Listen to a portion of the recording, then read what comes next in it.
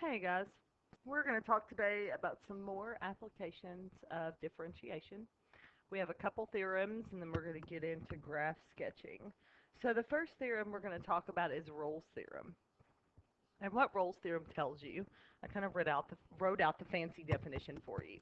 But what it really tells you is that if this picture is a really good example right here. So if you have two y values that are the same, so if f of a is equal to f of b, then pretty much what it's saying is somewhere on your graph, as long as it's continuous, that you are going to have a hill or a valley. You're going to have a minimum or you're going to have a maximum, and f prime of some number between A and B, it has to be equal to 0. So there are a few things that we can do with this. The first thing is pretty simple, and you can just show that there is a number in some interval where f prime of c is equal to 0. So let's see if we can do this. So what we're interested in is we're interested in showing that here's our interval right here. So here's A, and there's B. So we just want to show that f of A is equal to f of B. And then we can show that there's some C in the interval such that f prime of C is equal to 0. So let's try f of 1/2. There's actually really no calculus involved. So this is going to be 1/2 plus 1 over 1/2, which is really 2. And so when we add those together, we get 5/2. So let's try 2. I think this will work out for us. So we get 2 plus 1/2, which is 5/2 also. So then we could make, some nice conclusion that says that since f of 1/2 is equal to f of 2 by Rolle's theorem. And you may also want to talk about the conditions for the theorem, which is that f of x is continuous on 1/2 to 2. Because if it wasn't continuous, then Rolle's theorem would not apply. Alright, so, and by Rolle's theorem, and of course by the fact that it's continuous on this interval, there is some number that is an element of this interval such that f prime of c is equal to 0. Now, if you found these two function values right here and they were not equal, then you could not bring any conclusion. There would be no conclusion. That wouldn't tell you that there's not. It would just be inconclusive. So let's actually talk about the contrapositive to Rolle's theorem. So I've written it down for you. The contrapositive to an if-then statement will always be true. So we have that if f prime of c does not equal 0, then there are not going to be two places where, or there's not going to be a place where f of a is equal to f of b. And you can actually use this contrapositive to answer this question down here. I thought it was a really neat example. Um, so they say, prove that f of x is equal to x to the fifth plus 2x cubed plus 4x minus 12 has precisely one real root. So now, just sketching a graph, these are not things that we want to do to prove this. We want to use the theorems that we know. So let's think about how we can show that this does have a real root. And we talked about this in the previous chapter, which is the intermediate value theorem. So what the intermediate value theorem tells us is that if we have some f of a that's less than 0, and we have f of b that's greater than 0, then somewhere in between a and b we're going to have a 0. So then we'll have a 0 in AB. So let's check it out and let's see if we can find a number where f of a is less than 0 and f of b is greater than 0. So I think the easiest place for me to start is with x equals 0. Because when x is equal to 0, I can see very easily that my f of x is going to be negative 12. So then I'm going to try a number bigger than that and see if I can find one where it's positive, and then I can, be able to show that there is one real root. Now I'll have to do something else to show there's only exactly one real root. So I have that f of 0 is equal to negative 12, which is less than 0. I have f of 2 is equal to 44, which is definitely greater than 0. So then I could say by the intermediate value theorem, there is a 0 between 0 and 2. Let's say x equal 0 and x equal 2. Now I have to show that there is only one 0. So I can use the contrapositive of Rolle's theorem, because if I can show that f prime of c is never going to be 0, then this will tell me that there is never going to be a place where f of 0 is equal to f of 0, which would give me, more than one root. So let's see if I can show that f prime of x is never going to be equal to 0. So here's my function right here.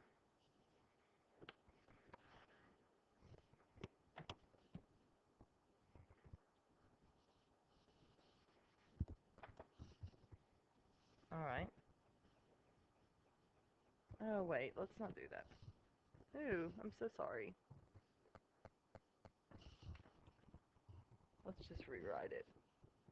So we have, if f of x is fx squared, x to the fifth, plus 2x cubed plus 4x minus 12, f prime of x is going to be 5x to the fourth plus 3 times 2, 6x squared plus 4. Now this is pretty neat because this thing will never be 0, right?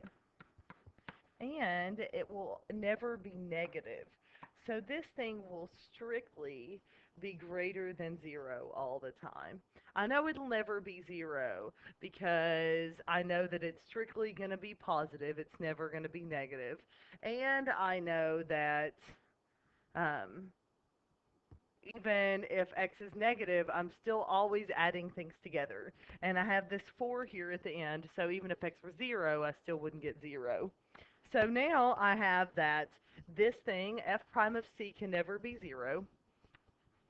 So we have that since f prime of x is strictly greater than 0, there are no values where f of a is equal to f of b equal to 0 by the contrapositive to Rolle's theorem.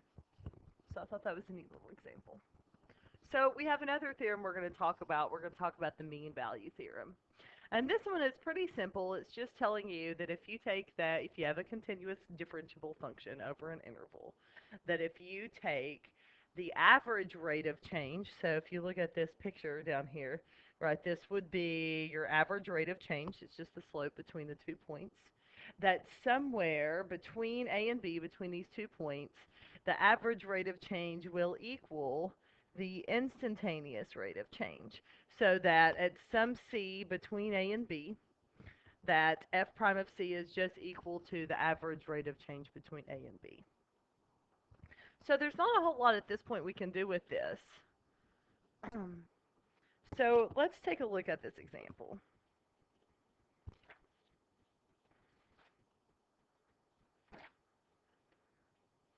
So I didn't write the function in, but I apologize. So if we have y is equal to x to the negative 1, and then we have the interval 2, 8. All right, so let's do this. Let's go ahead. I know I'm going to need y prime. So I'm going to find y prime, and that's going to be negative 1 over x squared. Because what I'm going to do is I'm going to calculate, for this interval, I'm going to calculate the average rate of change between 2 and 8. So it'll be f of 2 minus f of 8 all over 2 minus 8. And I just plug into my function. I simplify down, and when I calculate this, I get this is equal to negative 1 over 16. So now what I should be able to show is that this is going to be equal to f prime of c, or y prime of c, because we're given in terms of y. Then I should be able to take my derivative, set my derivative equal to this average rate of change, right? Because this is just this instantaneous rate of change at a point, which is my derivative. And then solve for x. And pretty easily I can see that they're both negative, right? This is 1 over 16 and 1 over x squared. So then x is going to be 4. And so Rolle's theorem tells me that there has to be a c, and it has to be in this interval. So this also affirms this, because I know that 4 is between 2 and 8. So you calculate average rate of change over your interval, and I got negative 1 over 16. You set that equal to your derivative down here, and then you solve for x, and then you show that x is in the given interval. And so this definitely satisfies the mean value theorem. All right, so now that we've gotten through our two theorems, I'm going to zoom this out so you guys can pause this and kind of write all this down. This is kind of all the rules for curve sketching. And we're not actually going to start sketching any curves today. We are just interested in looking at intervals of increasing, decreasing, finding maxes and mins, showing that they're actually maxes and mins, and then finding intervals of concavity and inflection point. So we know that if our derivative is positive, then the slope of our tangent line is positive, and so that means that f is increasing. Right? Here's a simple little function. So increasing, the slopes of those tangent lines are all going to be positive. We know that if our second derivative is less than 0, then our function is going to be concave down. So here would be a function, our piece of the function right there that's concave down. If our second derivative is greater than 0, then our function is going to be concave up. We also know that, so let's think about critical points. So now, not every critical point is a max or a min. So take a look at this example. I'm drawing you tiny little graphs. Aren't they cute? So here we have, say that this is the graph of f prime of x, right here. Well, here we have a place where the derivative is 0, but it doesn't change from positive to negative. That doesn't happen. So this is not a maximum or a minimum on f, since this is the graph of f prime. So you really have to pay attention. You only have a maximum when f prime changes from positive to negative, because it goes from increasing to decreasing. What you'd probably get for this point right here, your original function would have a place where the tangent's horizontal, but it might look something like that at that point, kind of like x cubed. All right, so if your derivative changes from negative to positive, then you have a minimum, because it's going from decreasing to increasing. It's also neat that if you have a critical point that's within you have a critical point where the graph is concave up, then that's going to be a minimum.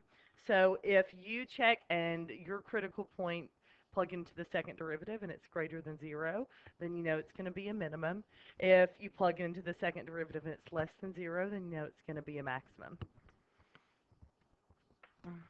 You can also find points of inflection.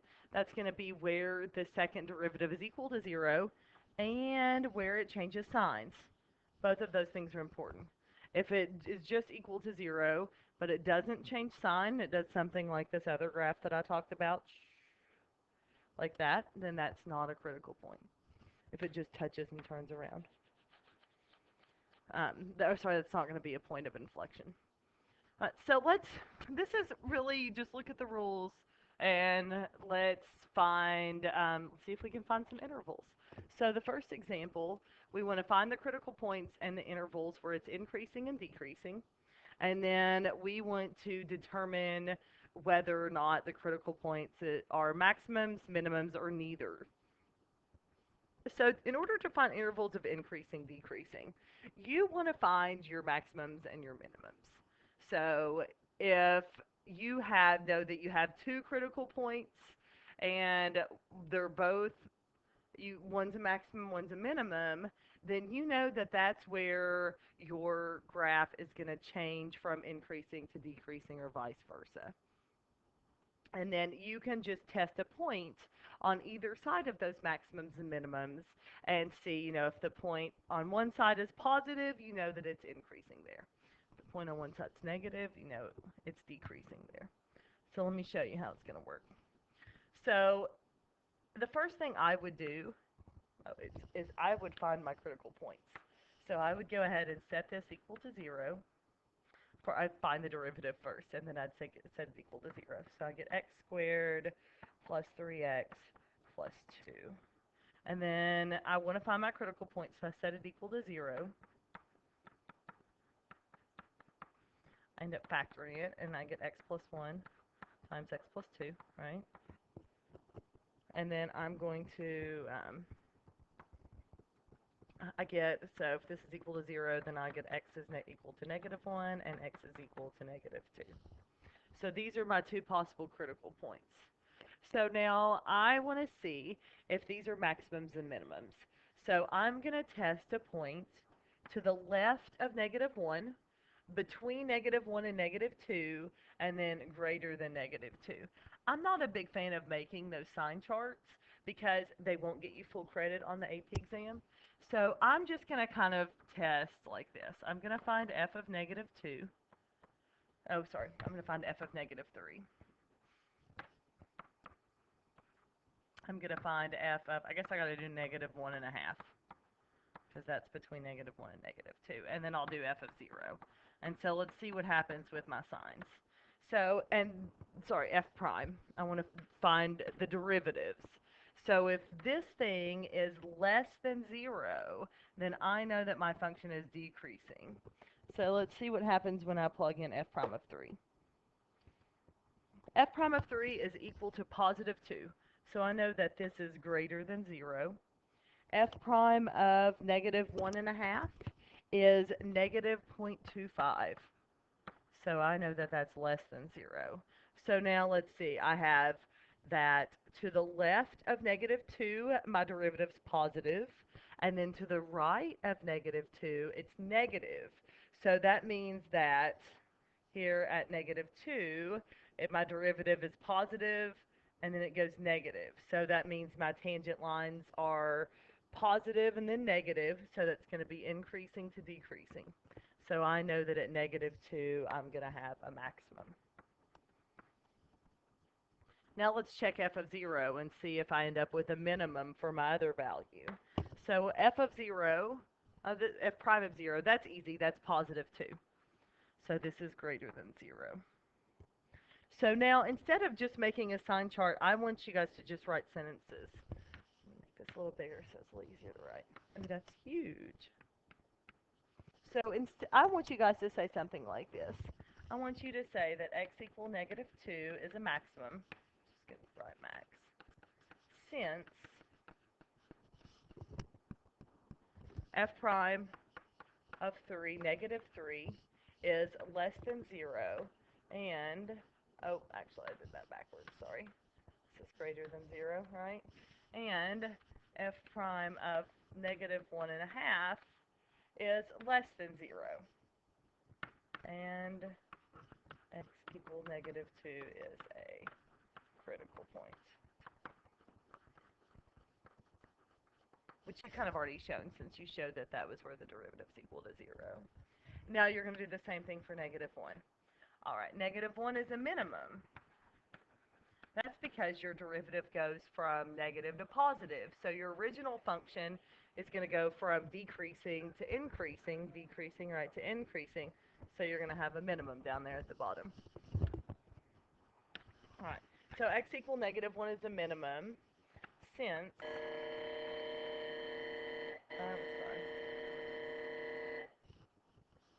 f prime of -1.5 was less than 0, and f prime of, what was the other one, 0, is greater than 0. And also, x equals negative 1 is a critical point.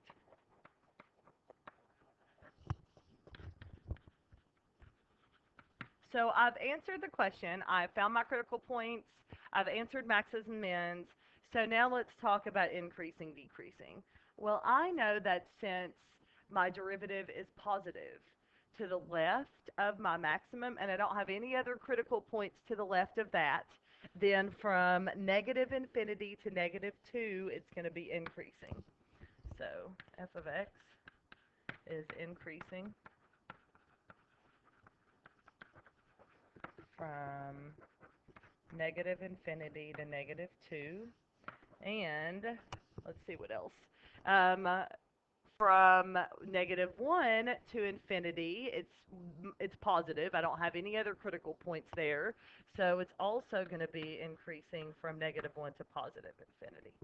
And then since my derivative is negative, between negative 1 and negative 2, and I don't have any critical points in that interval, then that's going to be where it's decreasing.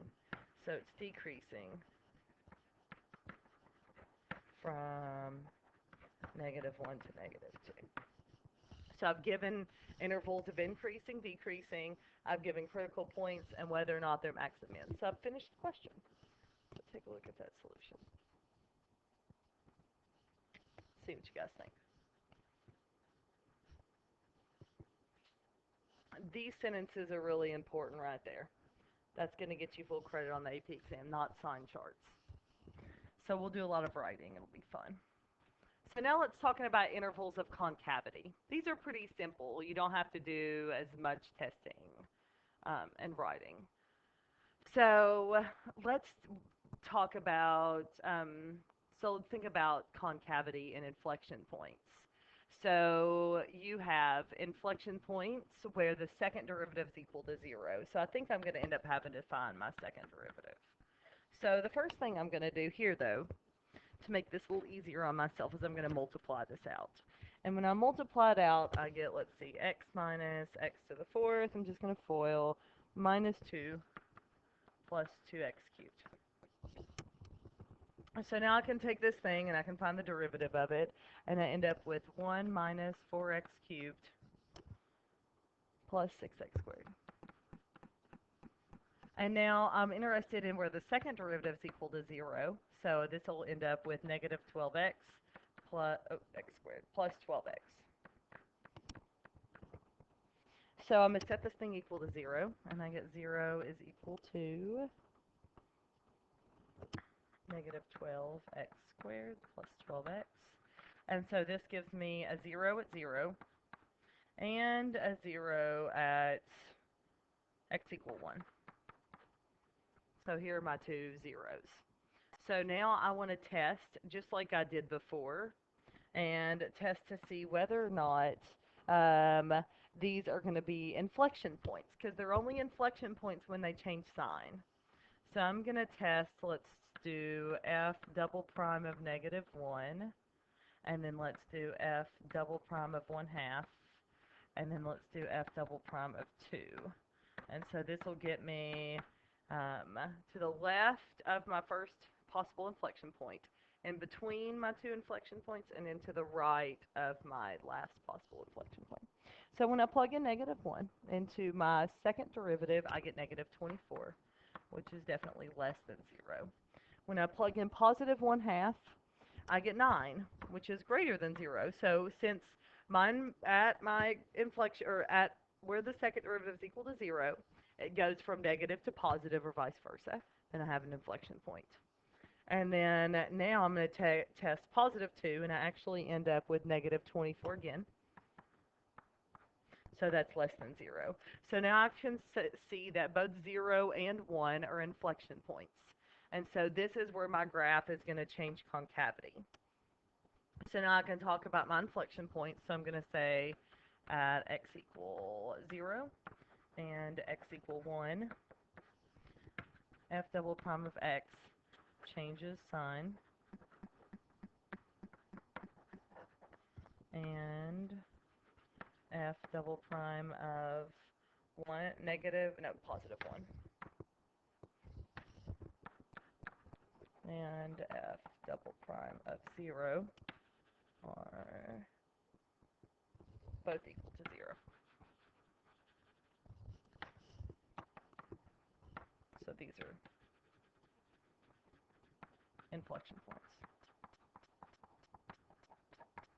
And then since I know I'm going to change concavity at inflection points, I can just test, to the left, between, and to the right. So if my second derivative is negative, then my function is concave down. So I'm going to have concave down from negative infinity to 0, and then also from 1 to positive infinity. And then it's positive between 0 and 1, so I'm going to have concave up from 0 to 1. All right. Let you guys look at all that. I hope that you enjoyed this and you continue practicing. Oh, and I'll see y'all next time.